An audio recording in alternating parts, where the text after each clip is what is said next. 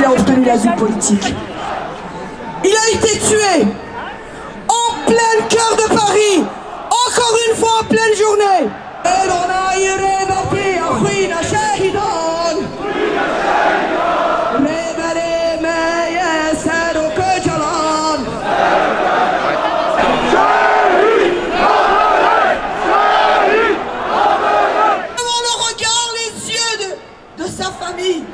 De ceux qui l'aiment, des Kurdes. Que va-t-il vouloir faire quand il va grandir? Tous ces Kurdes qui ont pris les armes, que certaines qui ne savent pas, qui n'ont pas la capacité de réfléchir, qualifient de terroristes. Ils en avaient envie, parce qu'il y avait un problème kurde, impossible de régler.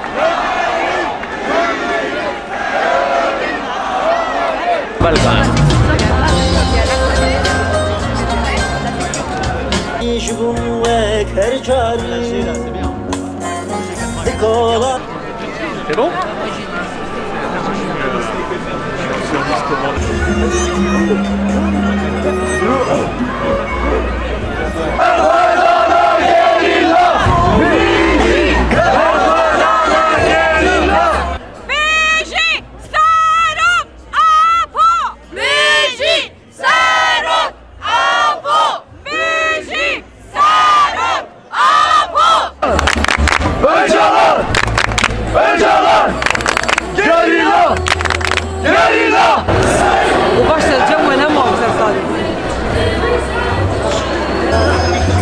Attention s'il vous plaît, on va bouger le camion, donc faites attention à vous s'il vous plaît.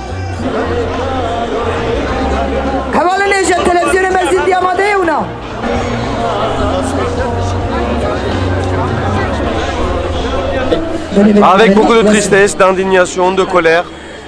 Et mesdames et messieurs, ça va être une manifestation lors de laquelle donc on va exprimer nos demandes, que tout soit élucidé de A à Z. Pourquoi les Kurdes sont visés, pourquoi on tue les Kurdes, voilà. En France, pourquoi on tue les Kurdes? Parce que c'est pas que les Kurdes qui sont visés, c'est la République française aussi qui est visée, c'est l'ordre public français qui est visé. Et qui sont derrière, qui sont les instigateurs, qui ont poussé cette personne à venir exécuter une femme kurde qui a combattu Daesh à Raqqa.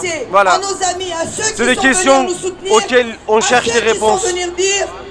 Alors le gouvernement, il a manifesté par les messages qu'ils ont passés, par la réception qu'ils ont réservée aux Kurdes. Le ministre de la Justice il a dit que la France était en deuil. Effectivement, on est d'accord, la France est en deuil. Et le président de la République aussi, il a dit que ce sont les Kurdes de France qui sont attaqués. C'est pourquoi nous, en disant que c'est l'ordre public français est attaqué. Et on a essayé de terroriser le peuple français aussi en tuant les Kurdes sur le territoire national. Donc nous comptons sur la justice française. Et nous disons que, pas comme en 2013, il faut élucider, parce qu'en 2013, quand les 3 femmes kurdes ont été tuées, on sait que ce sont les services secrets turcs qui étaient derrière.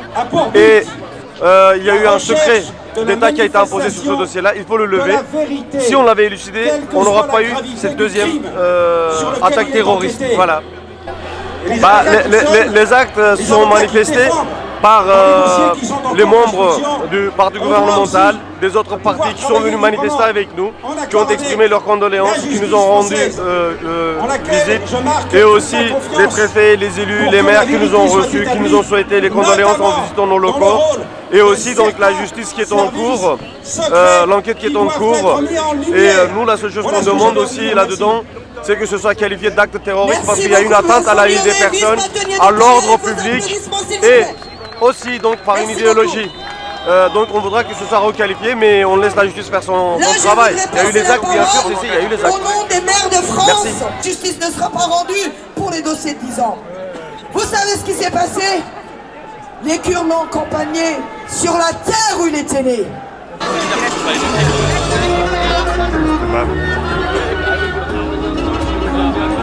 Au nom des élus communistes de France, vous dire d'abord notre solidarité pleine et entière avec le peuple kurde, vous dire notre honte et notre colère de voir que 10 ans après l'assassinat de 3 militantes kurdes en plein Paris, ce sont 3 Kurdes qui à nouveau ont été assassinés dans notre ville dans la capitale de la France, à Paris. Une grande colère, une grande honte et un immense besoin de vérité et de justice. Ce souci de vérité et de justice, vous le revendiquez, vous les Kurdes. Mais je veux vous dire une chose, c'est que vous n'êtes pas seuls. Parce qu'il y a des dizaines de milliers, des centaines de milliers de Français, des millions de Français qui aujourd'hui connaissent la cause kurde, qui savent que nos destins sont liés, qui savent que lorsqu'on protège les Kurdes, c'est nous aussi que nous protégeons. Parce que vous êtes à l'avant-poste du combat contre le fascisme, parce que vous êtes à l'avant-poste du combat contre Daesh. Et donc protéger les Kurdes, c'est nous protéger nous-mêmes. Et c'est bien la raison pour laquelle il y a aujourd'hui besoin que les Kurdes qui vivent en France soient protégés, qu'il y a aussi besoin de lever le secret défense pour que la vérité et la justice soient faites sur ce qui s'est produit il y a 10 ans à Paris. Besoin aussi que sur l'assassinat qui s'est produit il y a 2 semaines maintenant, le parquet antiterroriste soit saisi pour que toute la vérité jaillisse et pour qu'on sache effectivement ce qui s'est produit, s'il y a eu des commanditaires, bref, qu'on sache la vérité sur ce qui s'est passé. Donc toute notre solidarité avec le combat que vous menez, vous dire que les élus communistes seront indéfectiblement à vos côtés, comme ils l'ont toujours été. Belle manifestation à vous, belle mobilisation, et plus que jamais aux côtés des Kurdes. Merci beaucoup, monsieur Yann Brossa. Merci de votre solidarité. Amis, au nom du MRAP, le mouvement contre le racisme et pour l'amitié entre les peuples, je vous apporte notre salut et notre soutien.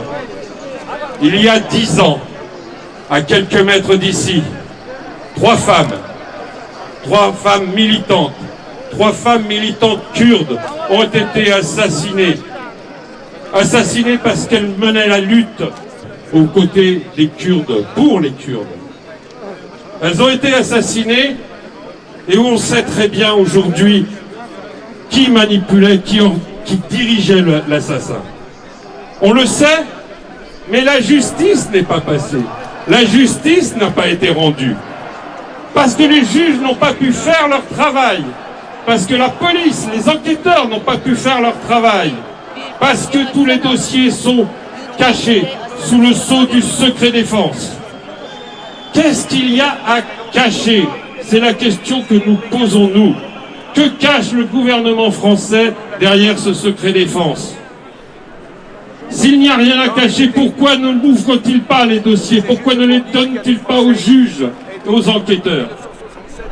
Nous réclamons depuis 10 ans, inlassablement, tous les ans, à cette date, ici, que la vérité et la justice soient connues, que la justice soit rendue, que Sakine, que Kanz, et que notre ami Rojbin, 48 heures avant qu'elle soit assassinée, nous avions, le MRAP et Rojbin, une réunion pour préparer une campagne pour la libération de tous les enfants qui étaient emprisonnés, qui sont toujours, hélas, dans les prisons turques. Nous appelons aujourd'hui le gouvernement à faire la lumière sur ce qui s'est passé, que l'on sache enfin et que la justice puisse être rendue. Il n'y a pas de démocratie lorsque la justice n'est pas faite. Et aujourd'hui, cette manifestation qui devait être importante, parce que c'était le 10e anniversaire de l'assassinat de 2013, cette manifestation prend une ampleur encore plus grande avec l'assassinat des 3 Kurdes de la rue d'Angam. Alors oui, l'assassin est un raciste. L'assassin est un raciste récidiviste. Mais nous sommes très surpris par la vitesse avec laquelle le gouvernement, les médias se sont mis en quelques instants, en quelques heures, derrière cette idée qu'il s'agissait d'un loup solitaire. Nous avons des doutes. Nous n'avons pas de certitude. Nous ne savons pas. Mais ce que nous savons, c'est que l'enquête doit être faite, qu'on doit creuser toutes les pistes, étudier toutes les pistes terroristes et savoir quelles sont les responsabilités du gouvernement français, de sa police, de ses services secrets et du gouvernement turc. Ce n'est pas un hasard si nous ne pensons pas que ça soit un hasard si parmi les victimes il y a qui est, beaucoup le disent, l'une des initiatrices de Femmes, Vie, Liberté, Jian Azadi.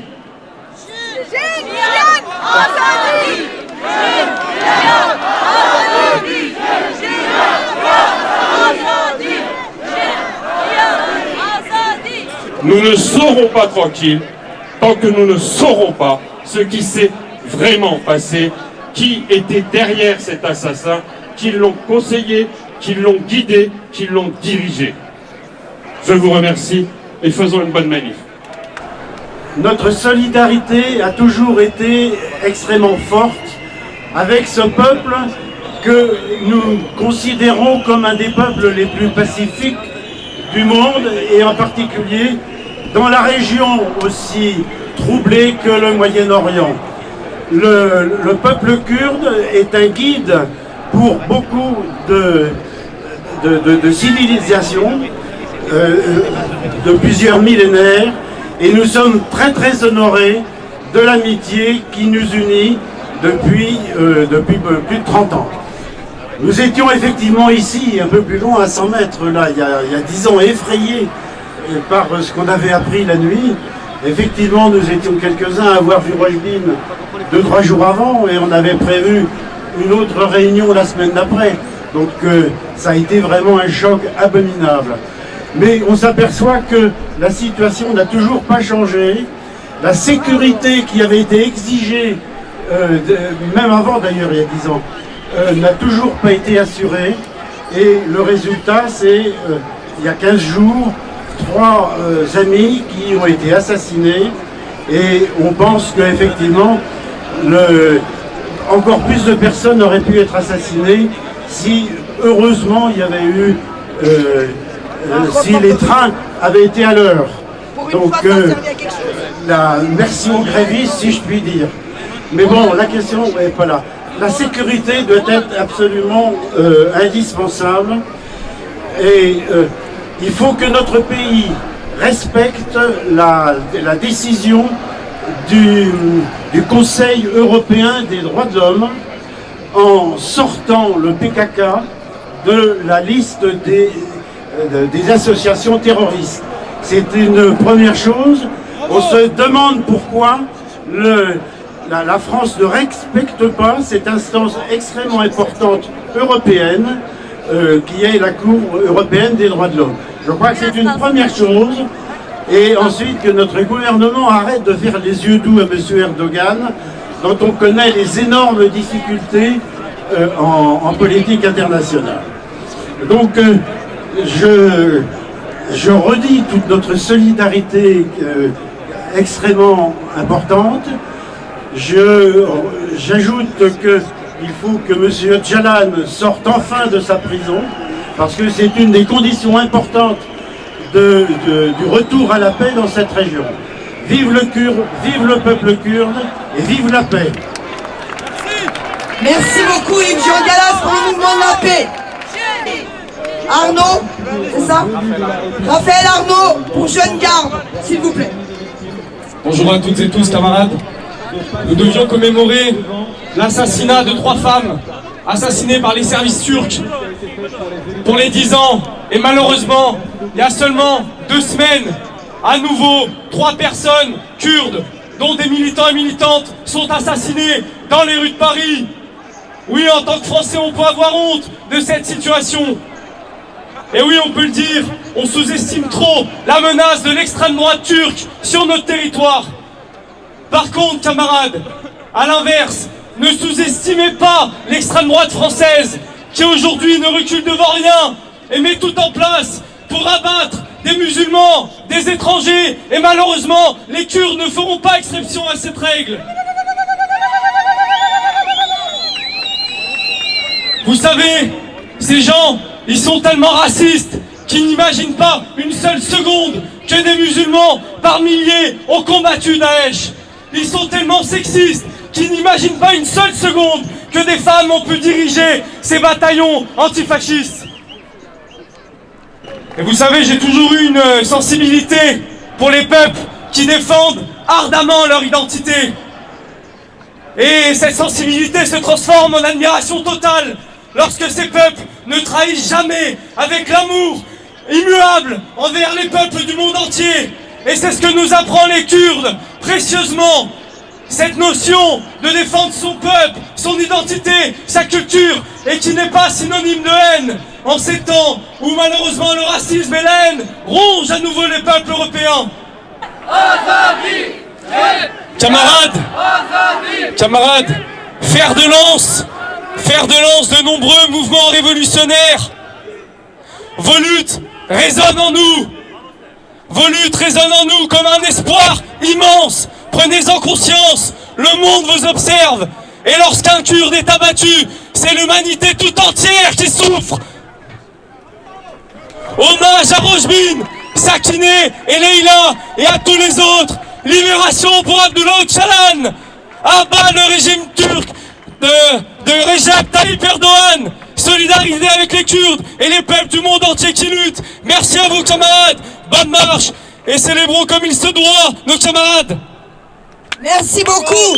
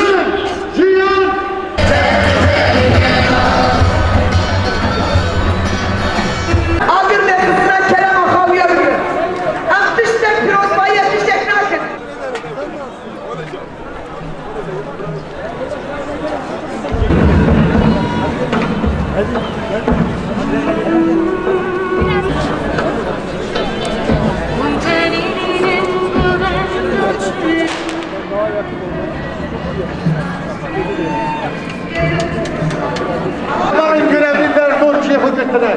Hemen edineci dikkat fikir, fişenga ne tekirir. Bu kızanın yine tazime, yine cenazime.